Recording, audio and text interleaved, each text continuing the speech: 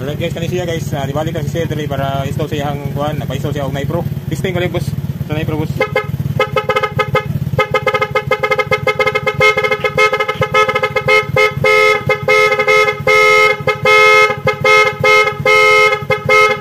Okay, stock busina.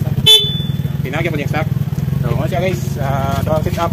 Na siya kuan, readable nga kuan, kana setup. So, ano siya yung indicator, kasi musiga kanya yung indicator dali. Na siya setup ha. Pwede ko kuhan boss, offside light boss.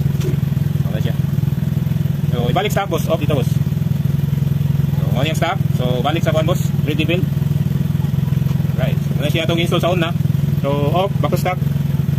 On niya, kuhan ka, signal ka, signal. Pipikas, off, hazard. So airblade guys, so siya guys, itong kuhan sa on na to.